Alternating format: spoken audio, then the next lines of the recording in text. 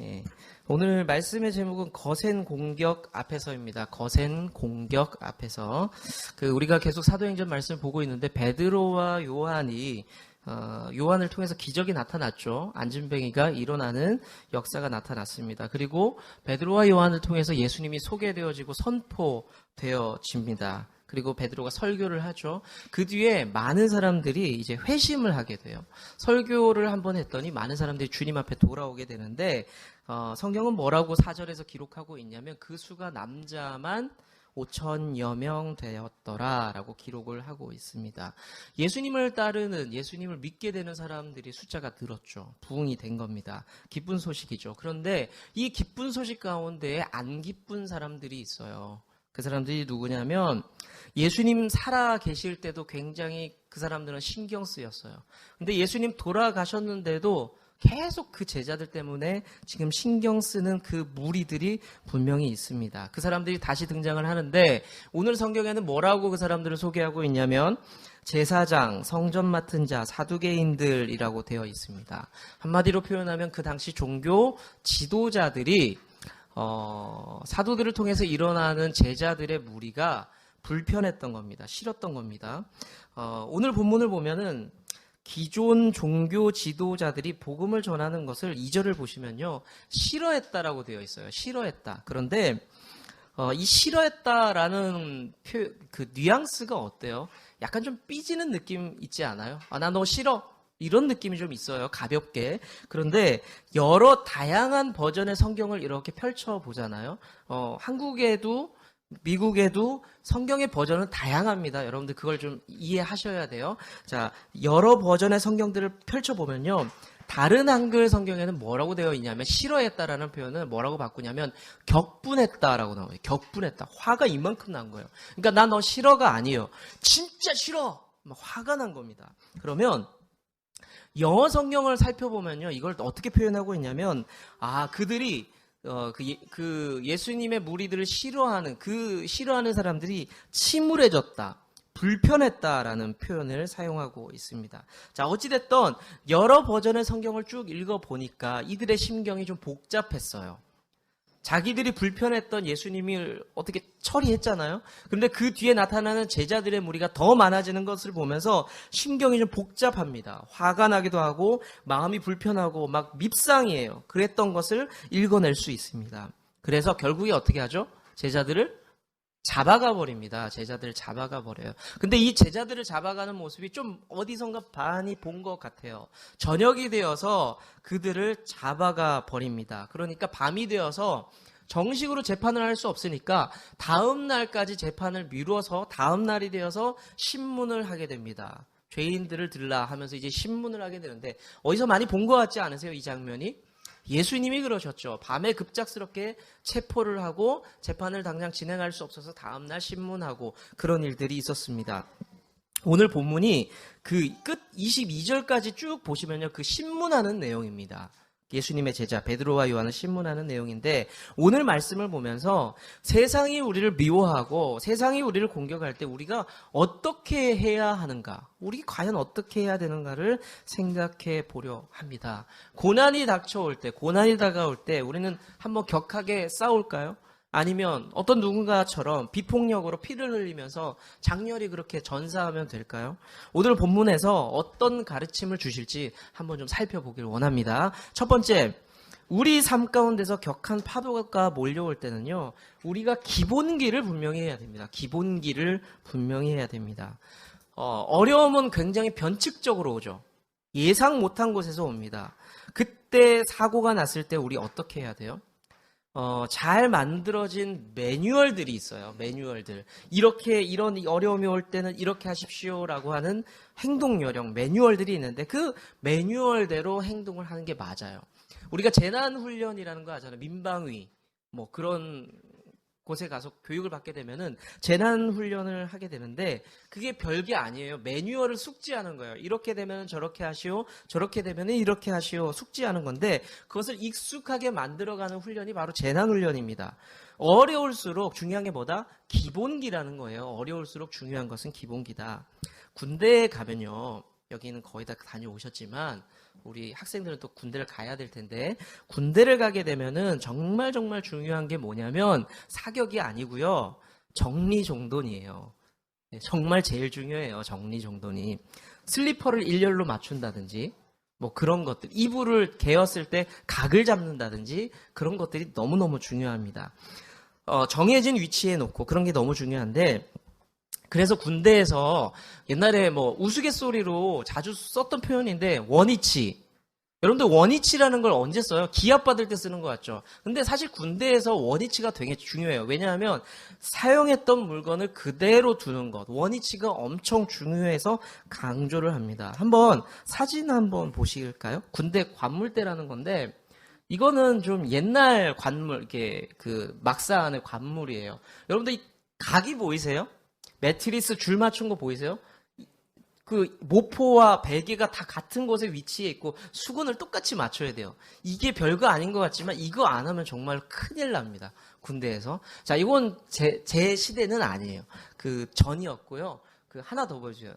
제 시대 때는 요 정도예요. 철제 프레임이 있어서. 근데 보시면 그 옷에서도 순서가 있어요. 저기 뭐 야상이 있고 전투복이 있고 뭐 깔깔이를 놓고 순서대로 이렇게 쫙 놓는 어떤 법칙들이 존재를 합니다. 뭐 그렇게 화려하지는 않아도 참 깨끗하죠. 군인들이 참 깨끗하게 관리를 하고 있죠. 위치가 다 똑같아요. 이게 왜 그런지 아세요? 깔끔하게 보이라고? 아, 그쵸. 그것도 있는데, 근원적인 사실은 이유가 있습니다. 이게 매일 점호 때마다, 저녁에 점호 때마다 이것 때문에 분위기가 결정되거든요. 이게 뭐, 이렇게 군대식이니까 굉장히 이렇게 1차적인 표현을 씁니다. 이렇게 쭉 훑어본 다음에 그냥 한마디예요. 미쳤냐? 이런 표현을 쓰죠. 그럼 그때부터 이제 분위기가 어려워지는 거예요. 그럼 왜 이렇게 하느냐, 군인들이. 한번 여성분들이 한번 맞춰보시겠어요? 왜 그런 것 같아요? 맞추시면요, 제가 개인적으로 한번 상품을 하나 드릴게요. 네, 남자분들 말고 여성분들 한번 맞춰보시겠어요? 저마다.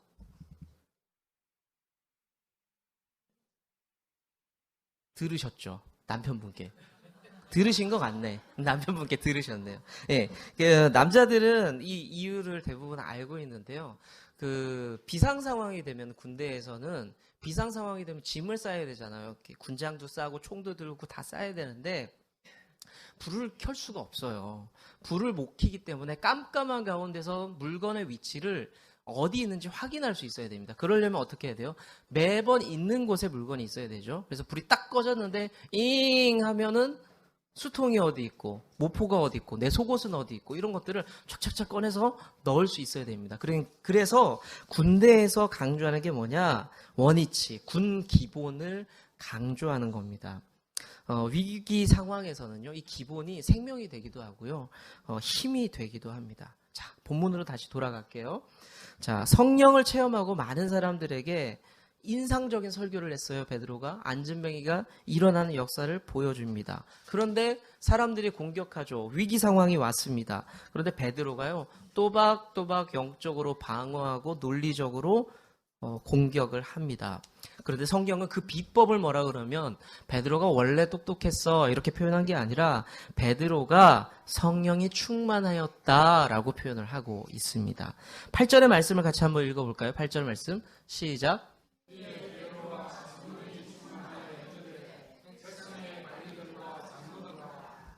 자, 여러분들이 이 말씀을 읽으면서 아하 해야 될 게 있어요. 그게 뭐냐면 우리 그리스도인들에게 기본기는 뭐다? 성령 충만합니다. 성령 충만함은 좀 뭔가 있는 분들 아니에요? 아니요. 예수 그리스도를 영접한 모든 사람들은 성령 충만해야 된다. 그것이 기본이다라고 알려주고 있습니다. 그렇다면 이런 질문이 생길 수 있죠. 성령 충만이 도대체 뭐예요? 라고 질문을 할 수 있습니다. 성령 충만을 설명하면 너무 길기도 하고 복잡하니까 성경 공부할 기회가 있으면 그때 설명하기로 하고요. 단순하게 정리해 보겠습니다. 성령 충만은 현상인가? 라는 질문을 할 수 있어요. 현상, 나타나는 현상인가? 왜냐하면 성령께서 임하실 때 불과 같이 임하셨고 사람들에게 방언이 나타났기 때문에 사람들은 그렇게 생각합니다. 성령 충만은 그러면 현상이구나. 그래서 사도행전 초기의 역사들을 쭉 보면은 사람들이 성령 충만함은 그런 현상들이 나타나야 되는구나 라고 생각을 할 수가 있습니다. 그런데 오늘 본문을 보면 성령 충만이 뭔지 구체적으로 나와요. 그게 뭐냐면 어려움이 올 때에도 진리이신 예수 그리스도를 고백하고 선포할 줄 아는 것, 예수님으로 가득해서 툭 찌르면 예수님이 튀어나오는 것. 지금 누구 얘기하고 있어요? 베드로 얘기하고 있는 거예요.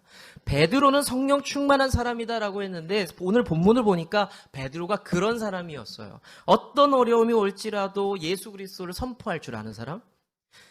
그를 찔렀더니 예수 그리스도만 툭툭 튀어나오는 사람, 그것이 성령 충만이다라고 성경은 돌려서 우리에게 알려주고 있는 것입니다.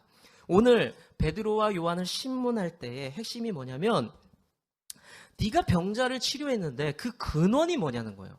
그 힘의 근원이 뭐냐라는 질문을 7절에서 하고 있어요. 그리고 9절부터 베드로가 대답을 하는데 10절, 12절까지 쭉 뭐라고 하냐면 능력의 이름, 치유의 이름은 누구다? 예수 그리스도다라고 설명을 하고 있어요. 자, 성령 충만의 기본은 뭐냐면 예수 그리스도로 가득한 사람, 예수 그리스도, 진리로 가득한 사람이라는 것을 여러분들 그런 사람이 성령 충만하다는 것을 믿으시길 바랍니다.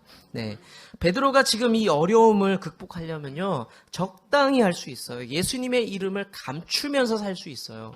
그러면 위기를 모면할 수 있겠죠. 요령을 피울 수도 있고 처세술을 부릴 수 있죠. 하지만 베드로가 정직하게 대답을 합니다. 이중적이지 않아요. 베드로가 사람들 앞에 뭐라 그랬어요? 설교할 때 예수 그리스도가 진리다, 생명이다라고 고백하고 선포하고 설교했는데 이들 앞에서도 동일하게 이야기를 합니다. 이중적이지를 않았습니다. 우리가 세상을 살면서 그리스도인이 교회 공동체가 분명히 지켜야 될 게 뭐냐면 바로 이 기본기라는 겁니다. 기본기. 교회가 교회답게 존재하는 것. 교회가 예수 그리스도를 머리로 삼고 그렇게 존재하는 것이 바로 기본이라는 거예요. 만약에 우리가 요령 피우고 세상의 방식대로 교회를 경영한다면, 제가 그렇게 한다면 우리는 그 기본기를 잃어버릴 수가 있다는 겁니다. 제가 나이가 좀 어리고 약점이 많지만 제게 주신 사명이 있어요. 그게 뭐냐면 만약에 우리 교회가 개모임이 될 때에, 만약에 우리 교회가 그냥 단순한 교육기관이 될 때, 만약에 우리 교회가 단순히 정치 집단이 되고 기업이 된다면 그 기본기를 다 잡고 아닙니다, 우리 교회 이렇게 가면 안 됩니다라고 말할 수 있는 게 바로 제 사명이고 역할이라는 겁니다. 우리가 교회가 성장하면서 교회가 그 믿음의 여정들을 가면서 우리는 언제든지 그런 유혹을 받을 수가 있어요. 교회가 이게 좋으니까 흘러갈 수도 있고 저게 좋으니까 흘러갈 수도 있어요. 물론 반대로 제가 그럴 수도 있겠죠. 그럴 때마다 우리가 다시 한번 가슴을 치면서 바라봐야 될 것은 뭐냐면 과연 우리는 교회다운가? 여러분들 교회다움에 대해서 그렇다 그래서 전통적인 교회를 제가 말씀드리고 있는 것은 아니에요. 여러분들 아시죠? 우린 본질에 대한 이야기예요. 예수 그리스도가 머리 되셔서 그분이 원하시는 일들을 우리가 내리 지역에서 하고 있느냐? 예수 그리스도를 참되게 예배하는 우리 교회가 되고 있느냐? 사람들을 진리로 인도하기 위해서 그들을 사랑으로 품어주고 있느냐? 그 기본기가 우리 안에 있어야 한다는 것입니다. 우리 좋은 나무 교회가 기본기가 훌륭한 교회다운 교회가 될 수 있기를 축복합니다. 두 번째, 우리에게 어려움이 올 때에 우리는 그 어려움을 통해서 성장을 경험을 해야 됩니다. 성장을 경험해야 됩니다. 베드로와 요한이 진리를 정직하게 선포하는 것을 보고 종교 지도자들이 어떻게 반응하느냐 13절에 나오는데 이상하게 여겼다라고 나와요.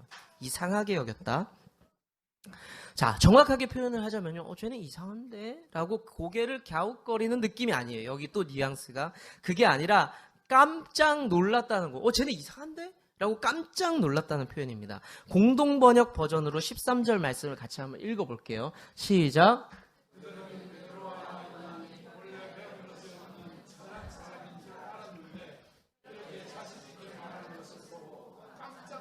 자, 사람들이 깜짝 놀랐대요. 그러면 그 신문했던 사람들, 종교 지도자들, 배운 사람들이 왜 깜짝 놀랐을까요?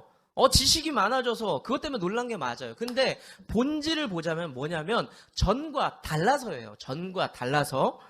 그들은 지식적으로 별 볼 일 없는 사람인데, 말주변도 없는 사람인데 지금 보니까 달라졌다는 거죠. 다른 말로 성장했다는 거예요. 성장했다는 거. 예수님과 함께 다닐 때 제자들이 얼마나 이 표현 사투리인가요? 그 일본 말인가요? 쿠사리 먹었다. 이 뭐예요? 일본어예요? 일본어인가? 아무튼 예수님과 함께 다닐 때 얼마나, 그럼 이거 제대로 된 표현이 뭐지? 아무튼 민망함을 당했잖아요. 많이 혼났잖아요. 꾸지람, 갑자기 성경 같네. 꾸지람을 당했어요. 그런데 예수님과 함께 했던 그 시간과 달랐어요, 제자들이. 그리고 예수님을 십자가에 못 박을 때, 그 보내드릴 때와도 지금 제자들이 또 달라졌어요. 어려움이 오면서 제자들이 성장하고 있다는 거, 어려움 속에서 성장하고 있다는 것을 제자들이 보여주고 있습니다.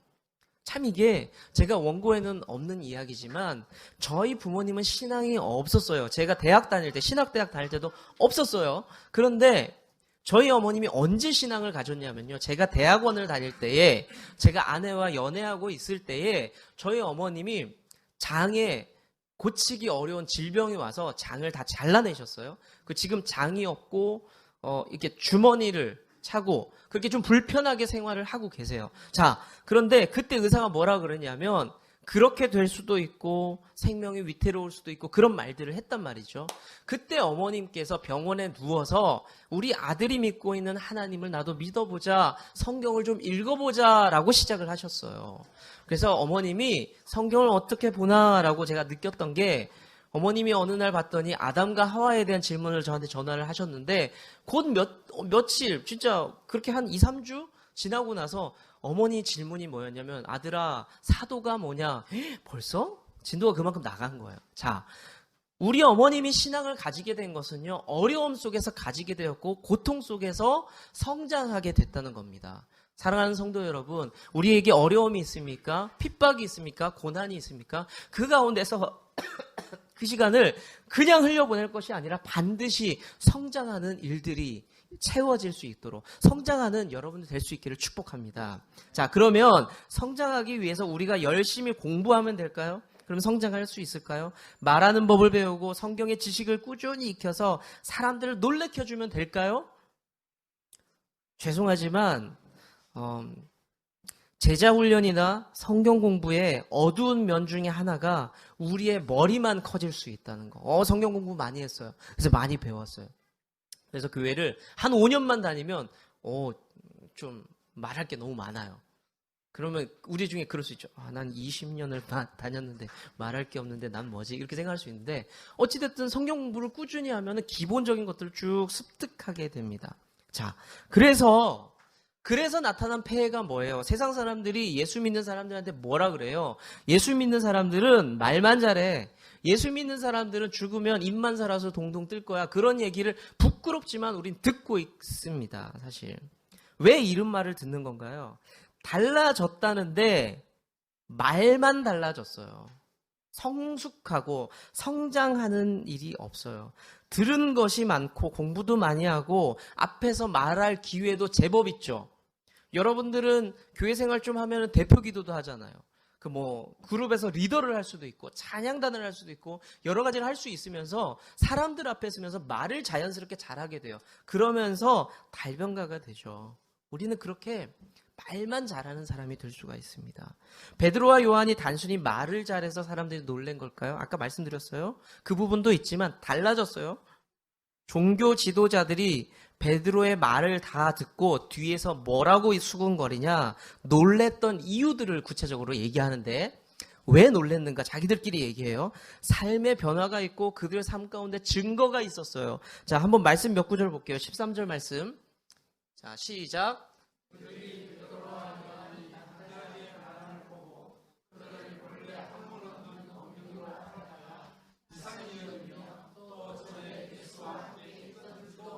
가만히 보니까 쟤네들이 예수와 함께 있던 자들이네. 자, 그 다음요. 시작.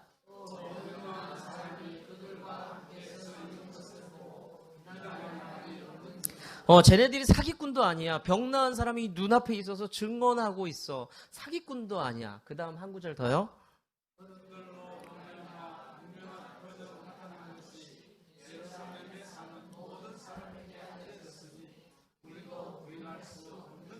네, 베드로와 요한의 말의 핵심이 아니었어요. 신문을 하면서 변호사답게 막 주거니 받거니 설전을 하면서 너무 말을 잘해서 그게 핵심이 아닙니다. 그들을 통해서 나타났던 현장들, 흔적들이 있었기 때문에 그것을 보면서 이 사람들이 부정할 수가 없었던 겁니다. 사실은 우리에게 주어진 숙제가 여기서 하나 받게 됩니다. 숙제가 하나 생겨요. 그게 뭐냐면 삶에서 사람들이 부정할 수 없도록 만들어야 된다는 거. 내 삶을 보면서 그리스도인들이 사기꾼이 아니야, 그리스도인들이 말쟁이가 아니야 라는 것을 우리 삶을 통해서 보여줄 수 있어야 한다는 겁니다.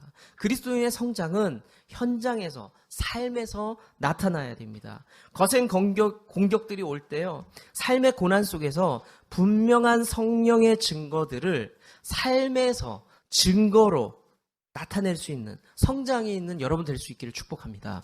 마지막 세 번째, 우리는 어려움 속에서도 담대할 수 있어야 됩니다. 담대할 수 있어야 됩니다. 분명한 그 사실 선포 앞에서 종교의 그 지도자들이 할 수 있는 게 뭐냐?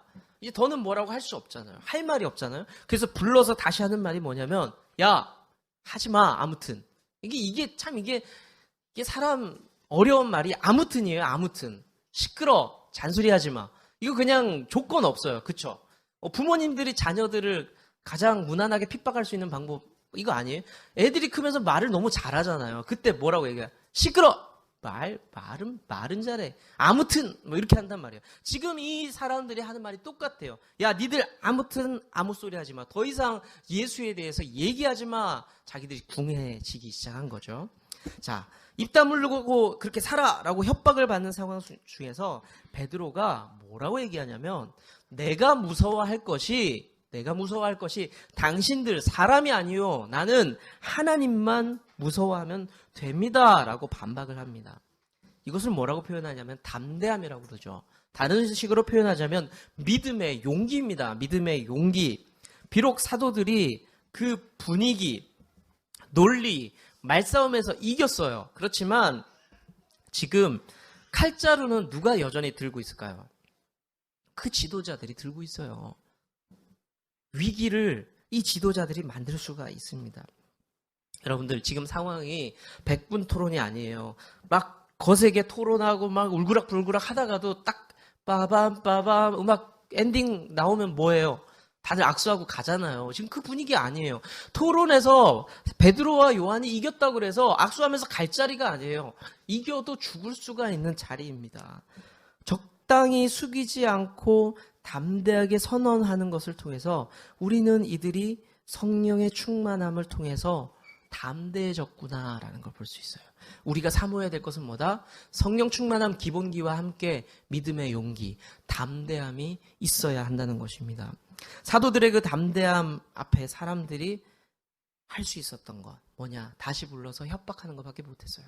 다른 것을 할 수가 없었습니다. 우리는 세상에서 여러 방법으로 여러 루트로 공격을 당할 수 있습니다. 회유도 당하고 협박도 당하죠. 두려울 수 있습니다. 내가 이 고비를 넘어갈 수 있을까? 두렵기도 합니다. 하지만 이때 여러분들이 삶의 곳곳에서 함께 싸워내주는 예수님도 계시지만 우리 공동체를 한번 기억해 주면 좋을 것 같아요. 우리 교인들을 기억해 주세요. 기도하고 있는 목회자, 같이 기도하고 있는 집사님들을 기억하면서 여러분들이 담대한 믿음의 그 용기를 붙잡을 수 있다면 참으로 좋겠습니다. 영화 봉오동 전투에서요, 그 일본군과 맞서 싸웠던 봉오동 전투에서 유해진 씨가 그 대사를 한 부분이 제 마음에 좀 울림이 있었습니다. 그러니까 수적으로 독립군이 좀 부족했거든요. 좀 불리한 상황이었는데 그 자리에서 지도자였던 유해진 씨가 뭐라고 얘기하냐면, 제가 유해진 씨 성대모사 잘하면 참 좋을 텐데 그것까지는 안 돼서 안타깝네요. 자, 일본군은 숫자가 저렇게 많은데도 가늠이 돼. 얼마인지 우리가 대충 알겠어. 그런데 독립군 숫자 니들 알아? 이렇게 질문을. 100명? 200명? 근데 다 달라요. 500명? 다 저마다 달라요. 자, 니들이 숫자 가늠이 왜 안 되는 줄 알아? 독립군? 왜냐하면 원래 군인이 아니었던 사람들이 군인이 되기 때문이야. 농사 짓던 사람들이 군인이 되고 물고기 잡던 사람들이 군인이 되고 장사치가 군인이 되기 때문에 독립군은 몇 명이 될지 알 수가 없어 라고 이야기를 합니다. 그리스도인도 마찬가지인 것 같아요. 제가 깜짝 놀랐어요. 교회가 아무리 연약하고 빈약하고 그럴지라도 교회 안의 식구들의 직업들을 보세요. 슈퍼 아줌마도 있죠. 철물점 아저씨도 있죠. 교사도 있을 수 있고 뭐 의사도 있을 수 있고 뭐 때로는 무직도 있을 수 있어요. 다양한 사람들이 모여서 다양한 성격들이 모여서 그렇게 교회를 이루어 갑니다. 그렇지만 우리 교회 공동체가 강한 것은요. 우리 안에 한순간에 변화가 나타나기 때문에 그 변화가 뭐예요? 예수 그리스도를 내 마음에 모시는 순간 우리는 민간인이 독립군이 되는 것처럼 일반 자연인이 예수 그리스도의 그리스도인 군사가 된다는 것을 여러분들 믿으시길 바랍니다. 그렇기 때문에 교회는요 든든한 거예요. 든든한 거예요. 2단의 전도 전략을 한번 들은 적이 있어요. 2단의 전도 전략이 뭐였냐면 괜찮은 사람을 포섭하라 라는 거예요. 괜찮은 사람을 포섭하라. 굉장히 비즈니스적인 마인드예요. 그래서 지침이 어떻게 내려오냐. 신천지 각 지파별로 지침이 어떻게 내려오냐면 돈 있는 사람, 젊은 사람을 전도하라 라는 게 내려옵니다. 굉장히 서글퍼지죠. 어떤 분들은 난 돈이 없는데 뭐 이런 거. 자, 근데 이게 사실은 이게 독이에요. 독이 됩니다. 교회라는 것은 어때야 돼요? 누구나 올 수 있고 누구나 성령을 받고 변화될 수 있는 곳. 그리고 누구든지 그 성령이 주시는 그 꿈을 꾸면서 사역을 섬기고 교회를 섬기고 주의 일을 감당할 수 있는 곳이 교회가 되어야 할 줄로 믿습니다. 저는 침례교 목사님들이 조금 꼴통 기질이 있어요. 보수적인 부분이 뭐냐면 예수 그리스도엔 확신이 없으면 절대 그러니까 세례, 침례를 주지 않아요. 분명한 확신이 없으면 침례를 안 줘요. 그렇지만 저는 그게 참 좋아요. 왜냐하면 그 기본기가 있기 때문에 그 공동체가 건강할 수 있다는 것이죠. 그렇지만 반면에 저는 교회 사역이나 교회를 섬기고 하는 부분에서 좀 많이 열려있는 편입니다. 우리가 함께 교회를 사랑하는 마음만 있으면 누구든지 그리스도를 예수를 사랑하고 그리고 교회를 사랑하는 마음으로 저는 교회를 섬길 수 있다고 믿어요. 그래서 우리 찬양을 섬기는 친구들도 야 일로 와봐. 너희들은 10주간의 성경 공부가 끝나야 찬양팀을 반드시 할 수 있어. 뭐 그러지 않았어요. 여러분들이 생각하기에 아예 개척교회니까 일꾼 없어서 그러는 거 아니에요. 그래. 저 옛날에도 그랬어요. 자, 허접하다는 의미가 아니에요. 누구나 그 마음이 있다면 그리고 누구나 서로 그런 소통함이 있다면 어느 정도 있다면 교회를 같이 섬길 수 있어요. 각자의 재능대로. 우리는 그렇게 할 수가 있습니다. 우리가 어려움이 올 때 끝까지 그 담대한 믿음의 용기 가지고 개척교회를 섬기고 그리고 신앙생활을 하면서 두려움이 올 때가 있거든요. 담대함을 가지십시오. 두려워하지 마시고 저도 돕고요. 제 아내도 여러분들을 돕고 옆에 계신 장로님과 집사님들이 함께 도울 겁니다. 그러면서 그 일들을 감당할 수 있게 주께 함께 기도할 겁니다. 여러분들 그래서 멋진 그리스도인 될 수 있기를 축복합니다. 네, 제가 이렇게 굳이 밑밥을 까는 건 아닌데 내년 사역을 위해서 염두에 두는 몇 분이 계셔서 이 말씀을 들으면서 꼭 같이 기도하면 좋겠다. 라는 생각이 좀 있어서 믿음의 담대함이 여러분들 가운데 좀 있기를 축복합니다. 네. 자, 말씀 뵙겠습니다. 오늘 말씀을 통해서요, 좀 거센 공격 속에서 우리가 어떤 자세를 가져야 될 거냐 3가지를 나눴는데 오늘은 순서를 조금만 바꿔볼게요. 순서를 조금만 바꿔서 정리를 해보겠습니다. 1, 2, 3이 있었는데 젊은이들이 기억하기 좋게 설명을 좀 한번 해볼게요. 우리 애가 큰일이 닥쳤을 때 무슨 나라적으로 국가적으로 큰일이 닥치면요 막 어디에 나와요? 막 뉴스에 나오잖아요. 영국의 유명한 그 공영방송인 뉴스가 BBC예요. BBC 큰일이 닥칠 때 BBC 뉴스로 오늘 설교를 정리해 보세요. 여러분도 우리 인생 가운데서 큰일이 닥칠 때 BBC를 기억하시면 되는데 첫 번째 B가요 베이직이에요. 우린 기초가 분명해야 돼요. 신앙 안에 기초가 분명해야 돼요. 내 삶에 어려움이 올 때 나는 과연 기본기가 있는가? 예수 그리스도가 내 안에 계시고 성령께서 나를 주장하시는가? 나는 그리스도인답게 살고 있는가? 그런 기본적인 질문들을 계속 하셔야 돼요. 두 번째 B는 뭐냐면 브레이브, 뭐예요? 우리 친구들 뭐 용기잖아요. 용기. 믿음의 담대한 용기가 우리 안에 있는가? 성령께서 감동을 주시는데 내가 주저하는 부분이 있는 것은 아닌가? 나는 담대한가에 대해서 다시 한번 질문하면서 우리가 공동체가 함께 기도하고 그러면서 한 사람을 세워주고 믿음의 용기를 가지고 전진할 수 있기를 축복합니다. 마지막 C는요, 체인지예요. 체인지. 나는 과연 변화되고 성숙하고 있는가? 어려움 속에서. 우리가 기도할 것은 그거죠. 하나님, 내 삶 가운데 어려움이 올 때, 고난이 닥칠 때 하나님 내 삶에 성숙을 주십시오. 변화되는 역사들이 지금까지는 실패했지만 이제는 조금 더 성숙한 그리스도인 되기를 원합니다. 지금까지는 이런 일들이 다가올 때 내가 물러섰고 도망가고 그랬던 삶이지만 이제는 내 삶이 좀 변화되기를 원합니다. 그 변화를 기대하는 좋은 나무 교회 성도님들 되시기를 축복합니다. 자, 우리가 함께 좀 기도할까요? 함께 기도할 때 누구나 거센 폭풍 가운데 있습니다. 그것이 몇 미터인지는 다 다양하겠지만 우리는 그 폭풍 가운데 있어요. 여러분들 함께 기도하실 때 여러분들의 삶에 있는 그대로의 모습을 고백하시길 원합니다. 그 폭풍 가운데 하나님, 내 모습이 이렇습니다. 내 모습이 이렇게 부족하고 연약합니다. 하나님, 나를 좀 도와주세요라고 좀 함께 기도하는 시간 갖기를 원합니다. 주님은 나무, 당신은 가지니 사랑의 열매 맺기에 주